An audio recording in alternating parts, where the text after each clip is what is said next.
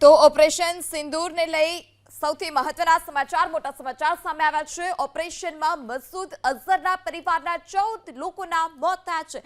મસૂદનો ભાઈ રઉફ અસગર ગંભીર રીતે ઇજાગ્રસ્ત છે। આ જે એર સ્ટ્રાઇકને લઈ આ સૌથી મોટા સમાચાર ઓપરેશન સિંદૂરને લઈ આ સૌથી મોટા સમાચાર હાલ અત્યારે સામે આવ્યા છે કે જેમાં 14 લોકોના મસૂદ અઝહરના પરિવારના 14 લોકોના મોત થયા છે। મસૂદનો ભાઈ રઉફ અસગર ગંભીર રીતે ઇજાગ્રસ્ત હાલ અત્યારે થયો છે। હુમલામાં રઉફનો પુત્ર હુફૈઝા પણ ઠાર મારવામાં આવ્યો છે। તો ભારતનો મોસ્ટ વોન્ટેડ આતંકી રઉફ અસગર અને જે હાલ અત્યારે ગંભીર રીતે ઇજાગ્રસ્ત છે તેના પુત્રને પણ ઠાર મારવામાં આવ્યો છે।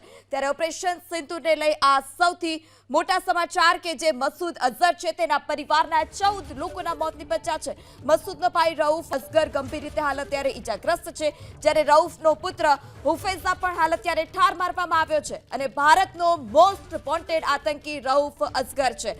હુમલામાં હુફૈઝાની પત્નીનું પણ મોત નિપજ્યું છે અને જે પરિવારના અન્ય જે 14 લોકો હતા તે 14 લોકોના પણ મોત નિપજ્યા છે, જ્યારે રઉફનો પુત્ર હુફૈઝાને પણ ઠાર મારી દેવામાં આવ્યો છે અને રઉફ અસગર હાલ અત્યારે ગંભીર રીતે ઇજાગ્રસ્ત છે અને ભારતનો મોસ્ટ વોન્ટેડ આતંકી રઉફ અસગર જે છે તે છે